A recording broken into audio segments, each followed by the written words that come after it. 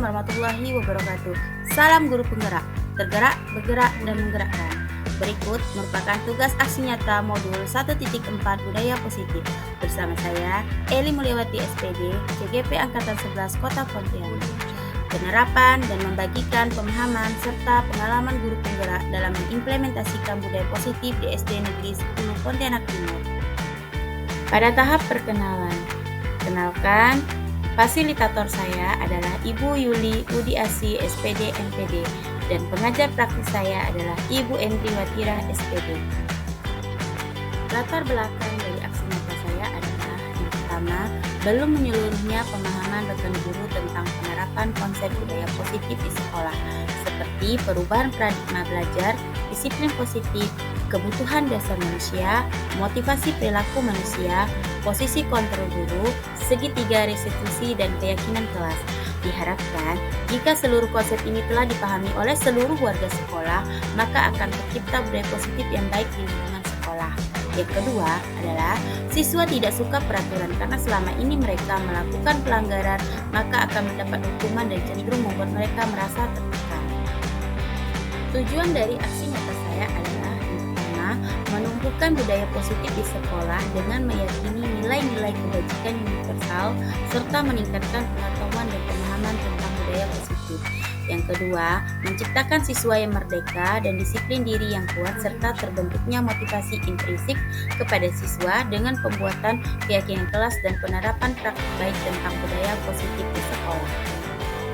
Tolak ukurnya adalah yang pertama, terlaksananya diseminasi konsep inti budaya positif di sekolah, terbentuknya keyakinan kelas yang dilaksanakan bersama guru kelas dan siswa mampu menerapkan dan menjalankan keyakinan kelas yang sudah dibuat dan disepakati, terlaksananya penyelesaian masalah siswa menggunakan penerapan segitiga restitusi, terlaksananya praktik baik budaya positif di seluruh warga sekolah. Beberapa dukungan yang saya dapatkan dalam kegiatan ini yang pertama dari kepala sekolah, rekan-rekan guru, siswa, guru mata pelajaran, sarana dan prasarana yang dibutuhkan dalam membuat diseminasi penerapan budaya positif, keyakinan kelas, dan segitiga restitusi.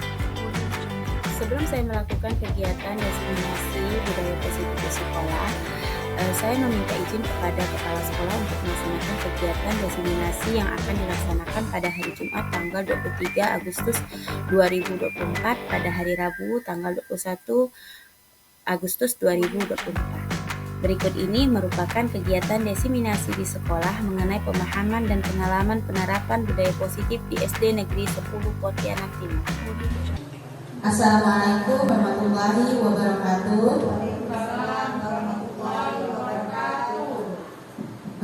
Puji syukur kita panjatkan kehadirat Tuhan Yang Maha Esa atas berkah rahmat-Nya. Kita dapat berkumpul dalam acara diseminasi, yaitu menyebarkan pemahaman dan penerapan budaya positif bersama saya, Eli Mulyawati, SPD, CGP Angkatan 11 Kota Pontianak dari SD Negeri 10 Pontianak Timur.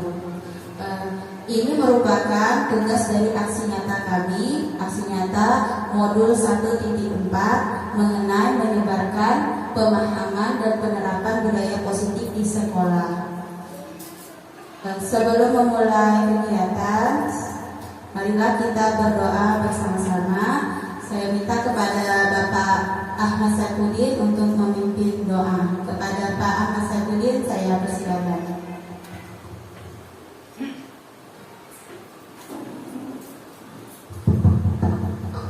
Assalamualaikum warahmatullahi wabarakatuh. Baiklah, sebelum kita memulai kegiatan ini, marilah kita berdoa untuk yang beragama Islam, izinkanlah saya untuk memimpinnya. Baiklah, sebelumnya marilah kita membaca surah Al-Fatihah bersama-sama, dilanjutkan dengan membaca doa. A'udzubillahi minasyaitonir rajim. Bismillahirrahmanirrahim. Iyyaka na'budu wa iyyaka nasta'in ihdinas siratal mustaqim siratal ladzina an'amta 'alaihim ghairil maghdubi 'alaihim waladdallin. A'udzubillahi minasyaitonir rajim. Bismillahirrahmanirrahim. Wa sallallahu ta'ala 'ala sahabati Rasulillah jami'an alhamdulillahi alamin. Allahumma inna nas'aluka salamatan fid din wa afiyatan fil jasad wa zilatan fil ilmi wa barakatan fil rizqi wa tawbatan qabla al-maut wa maghfiratan ba'da al-maut. Allahumma hawwin 'alaina fi sakaratil maut wa najatan minan nar wa 'adhaban al-hisab. Rabbana zalamna anfusana wa illam taghfir lana wa tarhamna lanakunanna minal khasirin. Rabbana atina fid dunya hasanah wa fil akhirati hasanah wa qina azabannar. Subhana rabbika rabbil izzati amma yasifun wa salamun 'alal mursalin walhamdulillahi rabbil alamin. Allahumma shalli ala sayyidina Muhammad. Allahumma shalli ala sayyidina wa maulana Muhammad. Allahumma shalli ala sayyidina wa nabiyina wa habibina wa syafaatina wa zurriyyatina sayyidina Muhammad. Assalamualaikum warahmatullahi wabarakatuh. Terima kasih kepada Bapak Ahmad Saifuddin. Selanjutnya saya akan bacakan susunan acara kita hari ini. Yang pertama tadi pembukaan, yang kedua sambutan dari Kepala Sekolah SD Negeri 10 Pontianak Timur. Kepada Ibu Ramanisa saya persilakan.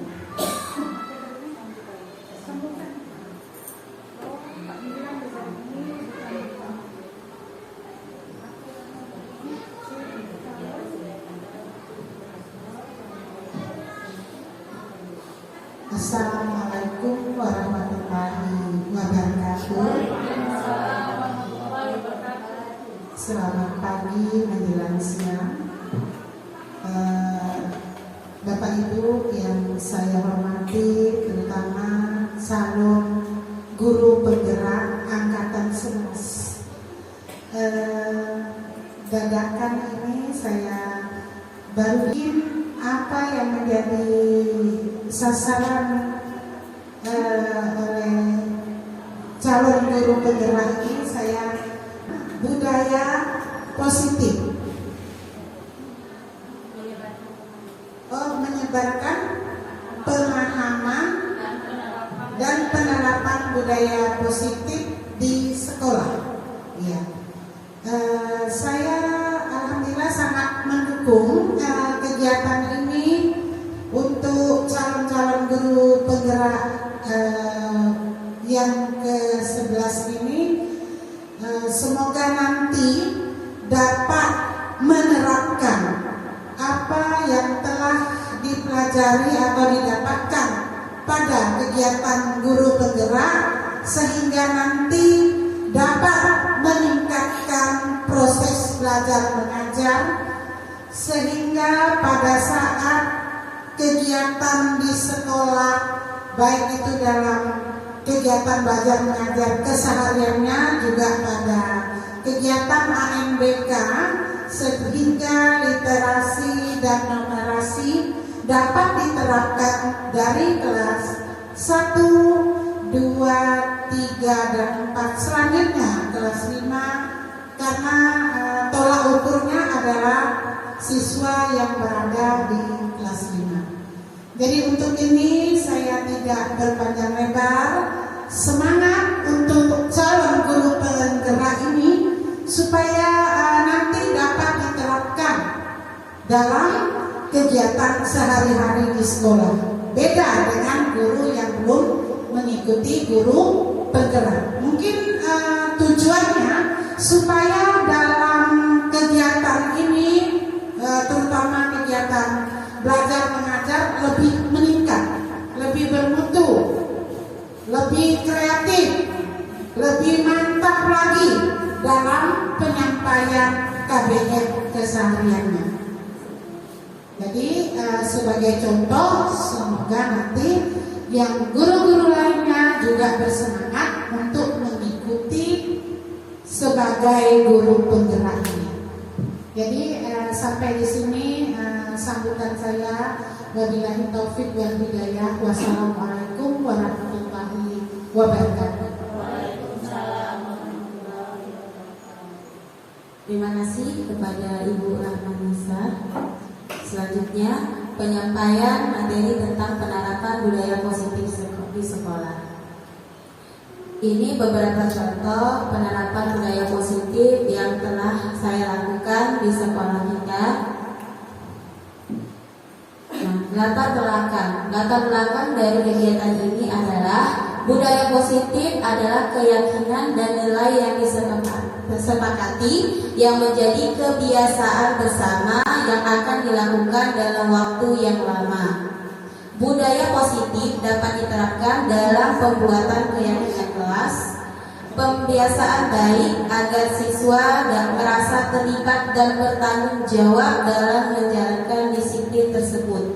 Kemudian, guru belum menerapkan segitiga restitusi dalam menyelesaikan masalah. Nah, ini materi baru juga kami dapat dalam menyelesaikan masalah jika anak kita terdapat masalah di sekolah, yaitu dengan cara segitiga restitusi. Kemudian, guru juga masih seringkali menggunakan posisi kontrol sebagai penghukum, pembuat rasa bersalah, dan teman dalam mengontrol siswa-siswa di sekolah. Nah, agar terjadi dengan adanya kegiatan ini diharapkan agar terjadi perubahan yang positif, maka perlu adanya kolaborasi antar warga sekolah. Jadi semuanya bisa terlaksana jika kita Bapak Ibu melaksanakan kolaborasi. Nah, konsep inti dari budaya positif itu yang pertama adalah perubahan paradigma belajar, disiplin positif, nilai-nilai kebajikan, kebutuhan manusia, motivasi perilaku manusia, posisi kontrol, keyakinan kelas, dan terakhir segitiga restitusi. Pertama kita masuk adalah budaya positif.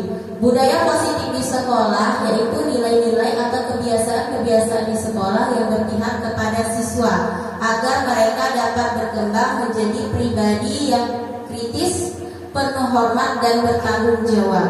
Untuk membangun budaya positif sekolah perlu menyediakan lingkungan yang positif. Pertama kita harus menyediakan lingkungan yang positif, aman, dan menyenangkan agar siswa kita semua bisa berpikir, bertindak, dan mencipta dengan merdeka, mandiri, dan bertanggung jawab. Lazimnya disiplin ini dikaitkan dengan kontrol. Jadi kontrol diri kita sendiri dulu sebagai guru.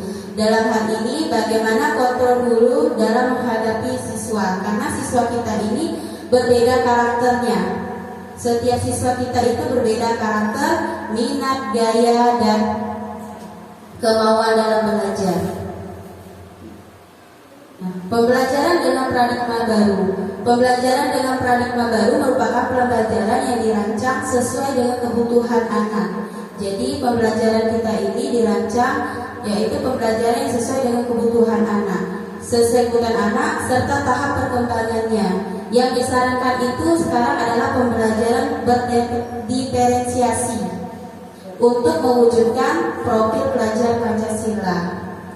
Nah, mengubah paradigma stimulus respon ke pendekatan teori kontrol. Nah, kita selalu beranggapan yang kita selama ini lakukan, kita selalu beranggapan bahwa setiap anak itu memiliki kebutuhan yang sama. Padahal sesungguhnya kalau kita kontrol dari diri kita sendiri, mereka itu memiliki kebutuhan yang berbeda. Yang kedua, semua orang melihat hal yang sama. Itu ternyata paradigma kita yang lama. Ternyata setiap orang itu memiliki gambaran yang berbeda. Kemudian kita mencoba mengubah orang berpandangan sama dengan kita. Kita selalu ingin nih supaya maksudnya pendapat kita ini ingin dipakai orang. Ternyata tidak. Yang mengontrol diri kita sekarang ternyata tidak. Kita harus berusaha memahami pandangan orang lain, atau kita harus meyakini diri kita sendiri bahwa orang lain itu memiliki pemahaman yang berbeda dengan kita.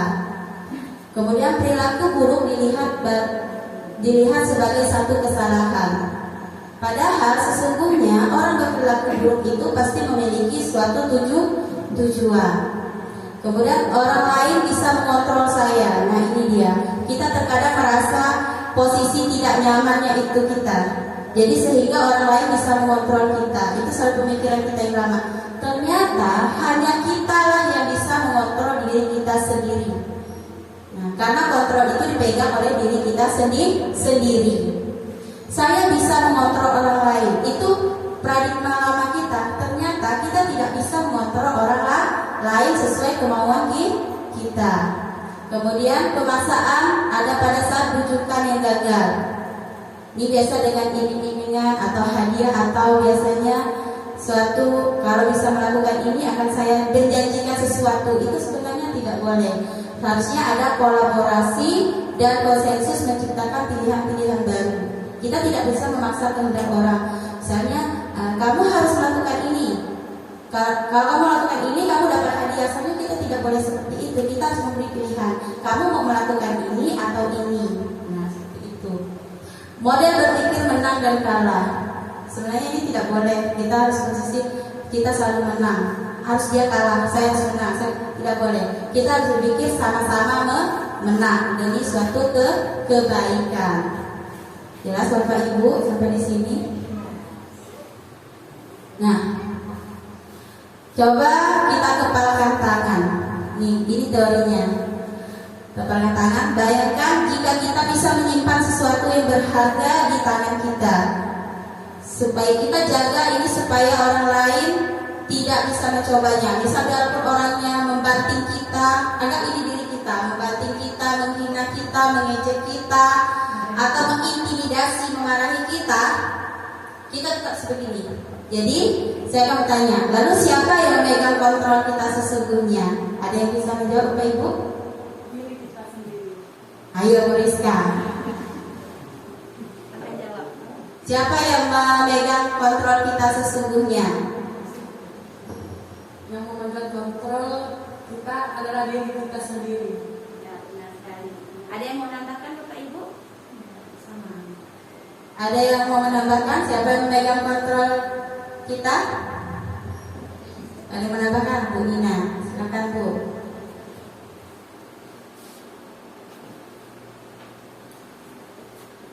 Jawaban saya sama seperti Ibu Rizka. Kita sendiri yang memegang kontrol atas tadi kan contohnya kepala tangan kita. Apakah kita mau membuka atau menutup kepala tangan kita, itu adalah kontrol diri kita sendiri sesuai dengan kebutuhan kita. Apakah kita mau membuka atau menutupnya? Jadi sama seperti Ibu Rizka, yaitu kita sendiri yang memegang kontrol. Terima kasih atas jawaban Bu Nina dan Bu Rizka. Ya, benar sekali ya. Jadi yang memegang kontrol terhadap sesungguhnya itu adalah diri kita sendiri. Mau bagaimanapun kita, mau dimarah, diintimidasi atau dimanapun kita, kalau kita tetap berpegang teguh pada diri kita sendiri, kita akan tetap kuat. Tergantung kita mau membukanya atau menutupnya atau memegang eratnya. Nah, sekarang kita lanjut ke disiplin positif.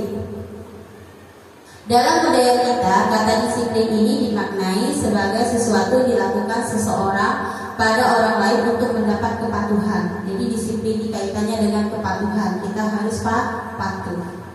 Disiplin adalah, sebenarnya disiplin itu adalah kemampuan memerintah diri kita sendiri dalam mengontrol dan menguasai diri untuk memilih tindakan yang mengacu pada nilai-nilai yang kita hargai dengan penuh rasa tanggung jawab tanpa perintah siapapun atau terperintah oleh orang lain. Nah, jadi makna disiplin sesungguhnya itu berasal dari diri kita sendiri. Sebagai pendidik, tujuan kita adalah menciptakan anak-anak yang memiliki disiplin diri sehingga mereka bisa berperilaku dan mengacu kepada nilai-nilai kebajikan dan memiliki motivasi intrinsik, berarti motivasi dari dalam, bukan dari luar. Nah, ini tujuan kita menerapkan disiplin positif di sekolah. Manfaat disiplin positif yang pertama adalah melatih dan membangun kepribadian siswa yang baik. Yang kedua, membiasakan siswa dengan hal yang baik dan bermanfaat. Yang ketiga, menyeimbangkan keinginan antara siswa satu dengan siswa yang lain. Nah, siswa kita ini kan misalnya dalam kelas itu ada 32 orang. 32 orang itu kan beragam karakteristiknya, tidak ada yang sama. Jadi bagaimana kita seorang guru itu bisa menyeimbangkan karakter-karakter tersebut dalam suatu yang harmoni atau yang seimbang. Kemudian menciptakan lingkungan belajar yang kondusif, tertib, aman, dan nyaman. Yang kelima, menciptakan ketenangan jiwa dan pemikiran siswa dengan lingkungan. Kita tahu bahwa siswa kalau dia tidak merasa nyaman, bakalan pembelajaran apapun yang kita kasih atau kita berikan kepada dia bakalan tidak diserap dengan baik. Yang pertama, kita harus menciptakan rasa nyaman dulu kepada diri siswa terhadap kita. Nah, nilai-nilai kebajikan atau nilai kebaikan menurut Ki Hajar Dewantara, disiplin itu sebagai kontrol diri, belajar mengontrol diri untuk mencapai suatu tujuan yang mulia. Tujuan mulia itu mengacu pada nilai-nilai kebajikan. Nah, nilai-nilai kebajikan itu ada dua. Yang pertama, profil pelajar Pancasila yang selama ini kita tahu itu ada 6: beriman bertakwa kepada Tuhan Yang Maha Esa dan berakhlak mulia. Yang kedua, mandiri. Yang ketiga, bernalar kritis, berkebinekaan global, bergotong royong dan kreatif. Ada juga menurut IBO atau Primary Years Program, sikap murid. Ini bisa kita dengan adanya nilai-nilai kebajikan disiplin, kita berharap murid kita memiliki sikap yang toleransi, rasa hormat, integritas, mandiri, menghargai, antusias, empati, keingin-tahuan, kreativitas, kerjasama, percaya diri, dan komitmen. Tentu tujuan dari pelajar atau siswa kita secara nasionalnya adalah menjadi pelajar, profil pelajar Pancasila. Itu tujuan utama dari universalnya, dari nilai-nilai kebajikan itu adalah supaya siswa kita menjadi pelajar Pancasila. Nah, selanjutnya kita akan berbicara mengenai kebutuhan dasar manusia. Kita tahu kebutuhan dasar manusia itu adalah segala sesuatu yang kita lakukan untuk mendapatkan apa yang kita inginkan. Seluruh tindakan yang kita lakukan memiliki tujuan tertentu. Tujuan kita hidup itu memiliki cita-cita atau motivasi. Yang ketiga itu kasih sayang dan rasa diterima. Nah, ini sangat penting ya Bapak Ibu ya. Anak kita juga pengen rasanya kasih sayang dan rasa ingin diterima, yaitu kebutuhan untuk memberi dan menerima kebutuhan, ingin menjadi bagian dari suatu kelompok. Jangan ada nanti siswa kita ada yang merasa, Bu, saya tidak punya teman. Bu, kebiasaan adalah kebutuhan untuk mandiri dan memiliki pilihan. Yang namanya pilihan hidup kita tidak bisa dipaksakan, harus kita menentukan sendiri. Jadi kita sangat ingin, jangan kan anak murid kata saya bilang, kita sendiri pengen kebebasan. Yang kelima itu kesenangan. Nah, ini penting. Kebutuhan untuk mencari kesenangan, bermain dan tertawa. Ini sangat penting. Ini kebutuhan dasar, 5 kebutuhan dasar manusia. Kaitan dari kebutuhan tadi itu memotivasi kita untuk berperilaku. Mari kita tanya, ini pertanyaan refleksi aja. Mari kita tanyakan ke diri kita, bagaimana kita berperilaku? Sudah baikkah? Atau masih belumkah? Atau belum berkembangkah kita? Nah, mengapa kita melakukan segala sesuatu? Nah, bagaimana kita melakukan segala sesuatu ini berkaitan, apa tujuan saya melakukan seperti ini ya? Saya mau melakukan ini supaya apa? Contohnya, mengapa sih Bu Eli ini capek-capek ikut CGP? Pasti ada tujuannya. Jelas kita manusia memiliki tujuan atau motivasi. Motivasi saya untuk ikut CGP ini adalah saya ingin menambah ilmu saya, menambah kawan saya, menambah relasi saya serta pengalaman saya. Justru dan saya ingin memperbaiki pembelajaran saya terhadap siswa. Itu motivasi saya. Pernahkah Anda melakukan sesuatu untuk mendapat senyuman dari orang lain? Nah, pernah nggak kita melakukan sesuatu yang membuat orang lain itu tersenyum? Saya rasa pernah ya Bapak Ibu. Jangankan dengan orang lain, dengan siswa aja kita pernah. Dengan kita mengucapkan terima kasih ya nak sudah membantu ibu, dia kadang tersenyum atau merasa bangga. Nah, untuk mendapat hadiahkah itu? Tidak. Atau untuk mendapatkan uang juga tidak, tapi mendapat kepuasan batin. Nah, motivasi manusia itu menurut Dian Gosen dalam buku Restructuring School Discipline menyatakan 3 motivasi perilaku manusia. Yang pertama itu untuk menghindari ketidaknyamanan atau hukuman. Ada seringkalinya kita berpikir, jangankan orang, saya juga kadang berpikir, saya harus datang tepat waktu, nanti saya dapat hukuman atau teguran. Pasti itu ada Bapak Ibu. Kemudian untuk mendapat imbalan atau penghargaan dari orang lain, itu pasti pasti ada. Saya mau datang telat, cepat nih biar nampak nanti saya ini paling rajin. Nah, itu namanya motivasi ekstrinsik. Jadi kita ingin dilihat orang dari luar. Sesungguhnya yang kita gali dari diri kita ini adalah motivasi intrinsik, yaitu untuk menjadi diri atau orang yang diinginkan, menghargai diri kita sendiri. Sesungguhnya itu masih belum ya Bapak Ibu. Tujuan kita hidup itu memiliki cita-cita atau motivasi.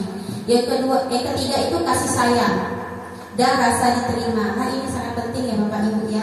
Anak kita juga pengen rasanya kasih sayang dan rasa ingin diterima, yaitu kebutuhan untuk memberi dan menerima kebutuhan, ingin menjadi bagian dari suatu kelompok. Jangan ada nanti siswa kita ada yang merasa, Bu, saya tidak punya teman. Bu, tindakan guru memberi coretan, membersihkan coretan yang dibuat di meja tulis, itu termasuk hukuman atau konsekuensi Bapak Ibu? Konsekuensi. Benar ya. Kemudian meminta anak push up 15 kali karena tidak menggunakan seragam lengkap sekolah, itu hukuman atau konsekuensi? Hukuman. Kemudian mengganti kertas tugas teman yang dicoret-coret, hukuman atau konsekuensi? Berjemur di halaman jam 12 siang karena mau ngobrol dengan teman, hukuman atau konsekuensi? Kayaknya semangat Bapak Ibu ya. Paham kayaknya. Siswa diminta melepas sepatu sepanjang hari karena tidak menggunakan sepatu warna hitam sesuai aturan sekolah, ini hukuman atau konsekuensi? Hukuman. Berdiri di depan kelas sambil mengangkat kaki satu karena tidak bisa menjawab soal, hukuman. Membersihkan tumpahan air di meja tulis karena tersenggol pada saat belajar, konsekuensi. Terima kasih Bapak Ibu, kayaknya udah paham. Saya jelaskan tentang hukuman, konsekuensi, dan restitusi. Nah, saya juga baru mendengar istilah restitusi. Selama ini saya hanya mendengar hukuman dan konsekuensi aja. Jadi kemarin kami dapat materi itu ternyata ada yang namanya restitusi. Hukuman itu ciri-cirinya tidak terencana atau tiba-tiba. Murid tidak tahu apa yang terjadi dan tidak dilibatkan. Ini secara tiba-tiba, kita ngasih hukuman itu secara tiba-tiba. Bersifat satu arah, berupa hukuman fisik atau psikis. Itu kalau ciri-ciri hukuman. Kalau konsekuensi ini terencana, disepakati bersama. Murid tetap dibuat tidak nyaman, tapi dia tetap tidak nyaman. Kemudian sikap guru selalu memantau muridnya, selalu mantau, dari kesalahan orang, atau gurunya nih kan. Asal, kayaknya hari ini dia nih, selalu gitu. Kita juga memonitor, tetap tak nyaman anak murid kita buat seperti ini. Nah, ada satu istilah itu restitusi, yaitu di mana proses menciptakan kondisi bagi murid untuk memperbaiki kesalahannya. Kemudian proses kolaborasi mengajarkan murid untuk mencari solusinya sendiri. Nah, jadi kita melibatkan murid. Istilahnya itu bertukar paham atau bertukar cerita. Jadi tidak harus kita aja yang dominan, tapi murid juga dilibatkan. Itu namanya kolaborasi antara murid dan guru. Nah, ini konsep disiplin identitas yang gagal, hukuman dan penghargaan. Mengapa penghargaan ini dikatakan gagal? Saya kemarin pun kan biasa kita ngasih anak penghargaan kan, ternyata itu konsep disiplin identitas yang gagal.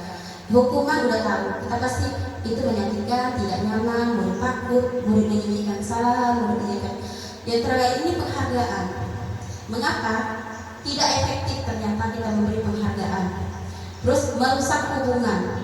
Misalnya jika kita memberi penghargaan hanya pada satu anak yang lainnya, misalnya karena dia bisa menjawab soal, kita kasih bintang atau kita kasih uang atau kita kasih, ternyata ada itu, dia tahu ya dapat, kita enggak, pasti ada itu, pasti ada. Jangankan murid kita juga seperti itu ya Bapak Ibu, mematikan kreativitas.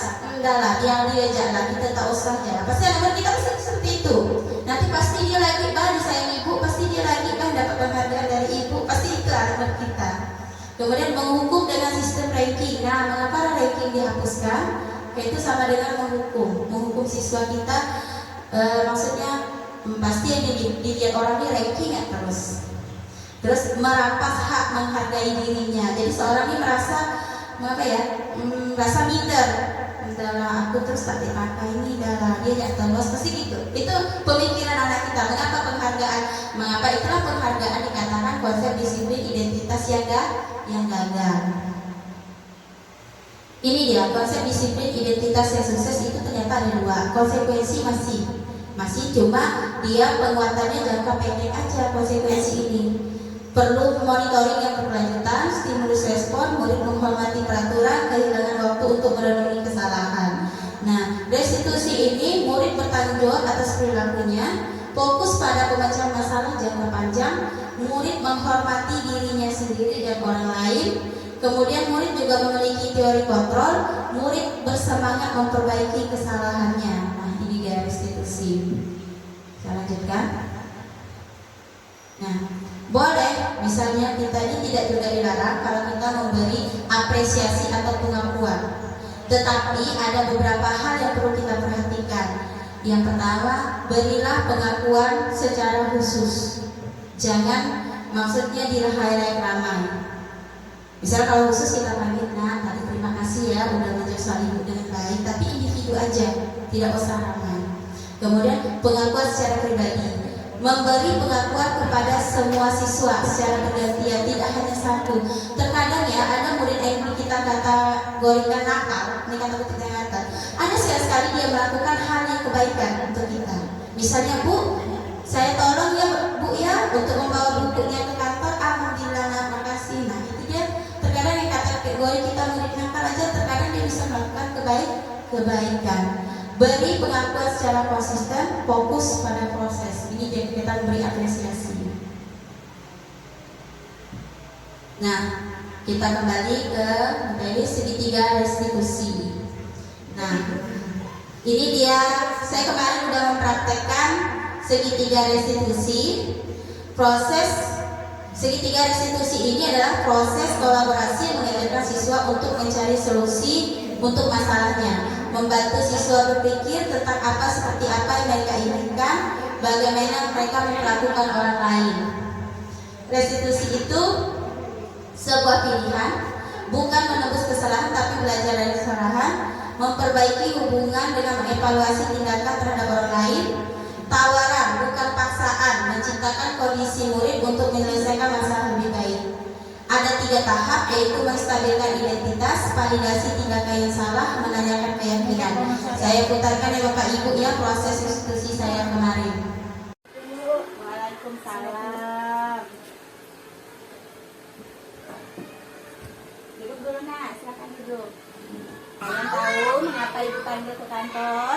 Kami menumpahkan air minum Chelsea, Bu. Biasa. Menumpahkan air minum Chelsea. Coba ceritakan dengan ibu, bagaimana kronologisnya?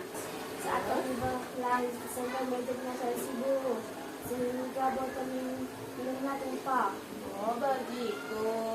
Ibu yakin kalian berdua melakukannya itu tanpa sengaja. Kalian sudah baik karena telah menjelaskan apa yang terjadi dan mau menunggu ibu ke sini. Ya Bu, kami minta maaf. Ya Bu, saya juga minta maaf. Nah sekarang ibu mau nanya, kenapa kalian berdua nih saat istirahat bermain di kelas? Kami bermain kejar-kejaran di lapangan. Kami tidak sengaja masuk ke dalam kelas. Oh begitu. Kira-kira tindakan kalian berdua ini benar atau salah ya? Salah, Bu. Salah. Kenapa? Karena kami bermain di dalam kelas saat istirahat. Setelah kalian menumpahkan air minum Chelsea, apa yang kalian lakukan? Kami sudah meletakkan kembali botol ke atas meja minum. Biasa. Becky? Ya, kami juga sudah melakukan lantainya agar teman-teman tidak jatuh saat kena airnya. Kami juga sudah minta maaf sama Chelsea, Bu. Kami berjanji agar tidak bermain di kelas lagi. Alhamdulillah, ibu bangga sama kalian berdua. Kalian bertanggung jawab dengan apa yang telah kalian berdua lakukan. Terima kasih ya nak ya. Terima kasih. Lain kali jangan diulangi ya. Nah silakan kembali ke kelasnya. Waalaikumsalam. Silakan duduk nak. Ibu lihat kenapa kamu hari ini terlambat, Amira? Ya, maaf ya Bu, saya terlambat. Tadi saya sudah berangkat sekolah seperti biasa. Iya, biasanya kamu ini kan anaknya disiplin dan tepat waktu. Tapi ibu lihat mengapa kamu hari ini terlambat? Karena Bu, saya tadi Bu ada yang ketinggalan Bu alat-alat dan rumah saya. Di rumah. Balik lagi ke rumah. Iya Bu. Ya Bu, maaf ya Bu, saya salah. Iya, untuk kedepannya apa yang akan kamu lakukan supaya tidak terlambat seperti hari ini, Amira?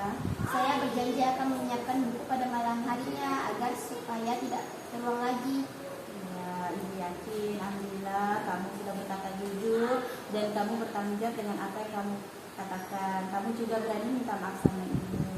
Jadi nanti kamu siapkan malam-malamnya juga supaya nanti besoknya kamu tidak terlambat ya nak ya. Jangan diulangi lagi ya. Iya Bu, terima kasih ya Bu. Sama-sama. Kami telah melakukan kesalahan. Ibu Eli memanggil kami untuk menceritakan apa yang terjadi tanpa marah-marah. Ibu Eli juga membimbing kami untuk menyelesaikan dan mencari solusi penyelesaian yang baik dari kesalahan yang kami membuat. Terima kasih Bu Eli. Assalamualaikum. Saya Almira. Saya senang dengan Ibu Eli. Jika kami melakukan suatu kesalahan, Ibu Eli akan memanggil kami dan menasehati serta memberikan motivasi. Sehingga saya menjadi semangat untuk sekolah. Terima kasih Bu Eli. Itu praktek yang saya lakukan kemarin terkait penerapan segitiga restitusi. Kita lanjutkan. Nah, akan saya jelaskan tentang 5 posisi kontrol. Ini posisi kontrol guru. Selama ini penghukum, pembuat rasa bersalah, teman, pemantau, dan manajer. Nah, ini 5 posisi kontrol kita. Yang pertama penghukum. Penghukum, seorang penghukum bisa menggunakan hukuman fisik maupun verbal. Pembuat rasa bersalah, pada posisi ini biasanya guru akan bersuara lebih lembut. Pembuat rasa bersalah akan menggunakan keheningan membuat orang lain merasa tidak nyaman. Misalnya nih kalau ada salah kita diam ya. Nah, itu membuat rasa bersalah. Apa salah saya dia, ibu ini diamnya tiba-tiba mesti gitu. Teman, nah guru pada posisi ini tidak akan menyakiti teman, namun tetap upaya mengontrol murid supaya persuasi positif bisa negatif atau positif. Mengapa bisa negatif dan positif? Teman biasanya itu positif kalau kita bisa berteman dengan murid, tapi kadang-kadangnya kalau kita terlalu akrab dengan murid, murid lebih tidak menghargai kita. Nah itu sih. Pemantau berarti mengawasi, di mana kita bertanggung jawab atas perilaku orang yang kita awasi berdasarkan peraturan dan konsekuensi. Misalnya kita selalu melihatnya anak-anak ini, anak ini tidak pakai sepatu. Nah itu posisi pemantau. Manajer. Nah posisi ini guru membuat sesuatu bersama dengan murid, mempersilahkan murid untuk bertanggung jawab dengan perilakunya, mendukung murid agar menemukan solusi dari permasalahannya. Contoh 5 posisi kontrol. Kasusnya ada siswa tidak memakai atribut lengkap pada saat upacara bendera. Kalau penghukum, patuhi aturan sekolah ini, lalu berdiri depan barisan atau sini, baris sini. Itu penghukum. Kalau pembuat berasa bersalah, berapa kali ibu ini harus memberitahu kamu, ibu kecewa sama kamu nak. Nah itu membuat rasa bersalah ya kalau kita seperti itu. Kalau teman, ayolah tertib, buat ibu bangga, kali ini tidak apa-apa salah. Tidak juga sebenarnya. Kalau posisi pemantau, kamu sudah melanggar, apa peraturan dan konsekuensinya, itu pemantau. Kalau manajer, apakah kamu tahu kesalahanmu? Kira-kira bagaimana kamu memperbaiki masalah itu? Beda. Nah, kira-kira Bapak Ibu hebat, posisi kontrol apa yang selama ini Bapak Ibu sudah jalankan? Ya Bapak Ibu, posisi yang mana? Kalau saya sih jujur, saya masih penghukum, rasa bersalah dan teman. Itu pasti. Bapak Ibu gimana? Jadi kita sama-sama nanti belajar ke posisi setidaknya pemantau atau manajer. Jadi posisi yang ideal seorang guru itu adalah sebagai manajer. Nah, ini mengacu pada restitusi tadi. Jadi kita mengarahkan anak itu untuk mencari solusi dari kesalahan yang diberikannya. Jadi semoga nanti kita bisa menerapkan posisi manajer untuk membimbing anak-anak kita semua, Bapak Ibu. Nah, terkait dengan kelas. Keyakinan kelas adalah prinsip atau nilai dipegang suatu kelompok atau komunitas dalam konteks pendidikan, mencakup komitmen untuk menghormati, bekerjasama, bertanggung jawab serta terus maksimal mendukung pembelajaran aktif. Keyakinan kelas menciptakan lingkungan yang positif, kondusif, dan tumbuhan bersama. Pembentukan keyakinan kelas. Nah, seperti di kelas ini udah ada ya keyakinan kelasnya. Itu bersifat abstrak, berupa pernyataan universal, dibuat dengan pernyataan positif, sedikit saja agar mudah diingat, sesuai dengan kondisi kelas dan sekolah sehingga dapat diterapkan. Semua warga sekolah dan warga kelas dilibatkan saat pembuatan keyakinan kelas. Prosedur pembuatan keyakinan kelas. Nah, mengapa? Prosedurnya yang pertama adalah mempersilahkan semua siswa untuk curhat pendapat. Kemudian mencatat semua masukan siswa atau warga sekolah. Kemudian susun keyakinan sekolah sesuai prosedur. Tinjau kembali proses persetujuan dan penandatangan publikasi. Nah, ini tuh prosedur pembuatan keyakinan kelas. Contoh keyakinan kelas 5 yang sudah saya buat kemarin. Yang pertama, selalu bersikap positif, senantiasa menjadi diri terbaik, percaya diri menghormati orang lain dan barang miliknya, berkomitmen terhadap setiap tugas, senantiasa membantu. Itu keyakinan kelasnya. Ada video pembuatan keyakinan kelasnya, saya putarkan sedikit aja.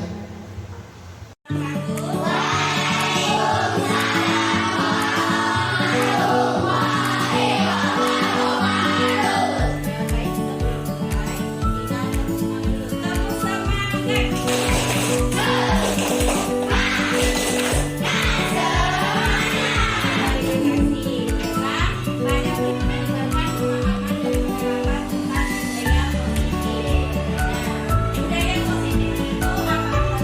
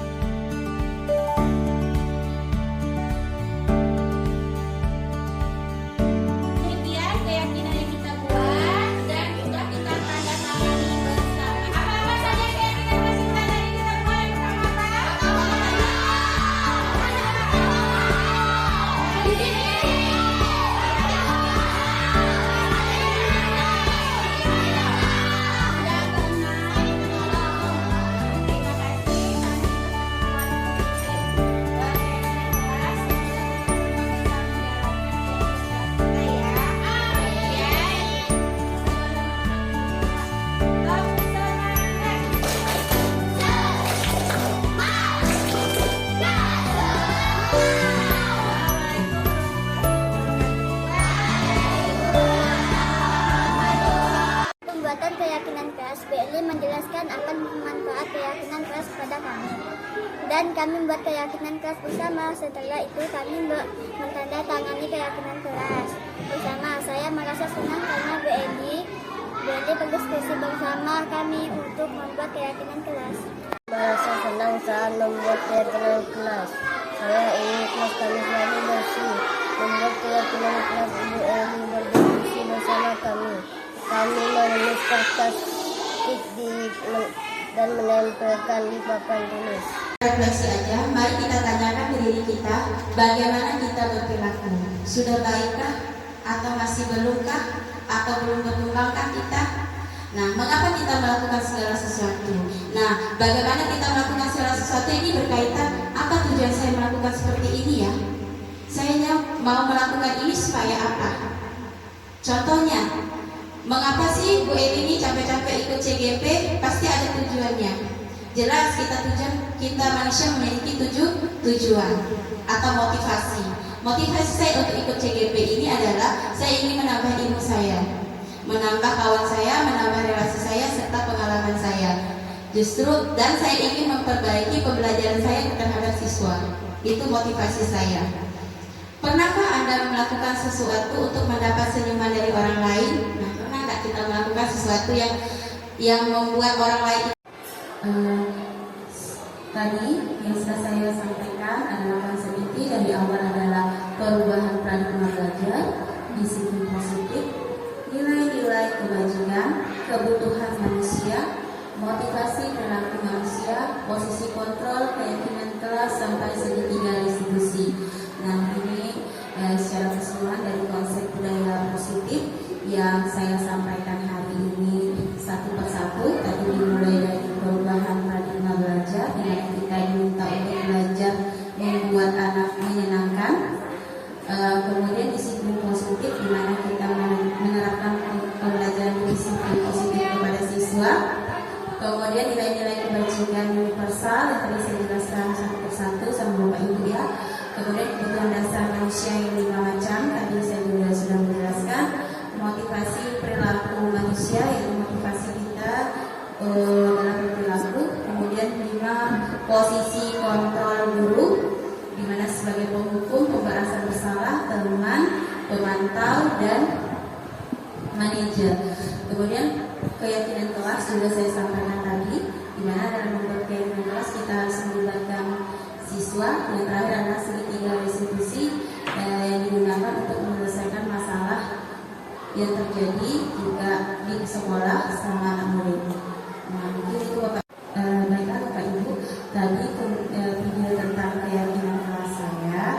Dan keyakinan kelas 5 di video itu kan ada gotong royong, disiplin, tanggung jawab, saling menghargai, saling menolong. Itu kami ubah lagi kalimatnya menjadi kalimat yang positif, yaitu selalu bersikap positif, senantiasa menjadi diri yang terbaik, percaya diri, menghormati orang lain dan dalamnya, berkomitmen terhadap setiap tugas, senantiasa membantu. Nah, itu adalah contoh keyakinan kelas 5A. Nah, untuk menutup pertemuan kita kali ini, ada satu kutipan yang menarik dari saya yang akan saya bacakan. Kutipan ini dari Stephen R. Covey yang menyatakan bahwa bila kita ingin membuat kemajuan perlahan, sedikit-sedikit ubahlah sikap atau perilaku Anda. Namun bila kita ingin memperbaiki cara-cara utama kita, maka kita perlu mengubah kerangka acuan kita. Ubahlah bagaimana Anda melihat dunia, bagaimana Anda berpikir tentang manusia. Ubahlah paradigma Anda, skema pemahaman dan penjelasan aspek-aspek tertentu tentang realitas. Nah, kutipan ini saya pernah di Bapak Ibu, dan kutipan ini bagi saya sebagai motivasi saya untuk selalu semangat.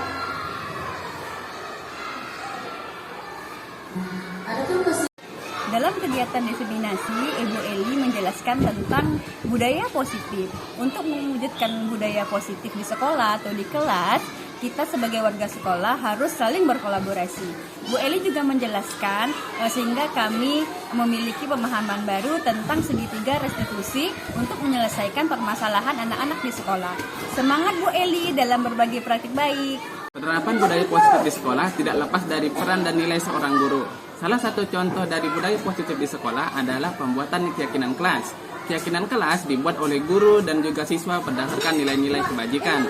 Pada diseminasi ini, saya mendapat pengetahuan baru serta pemahaman baru tentang kontrol seorang guru.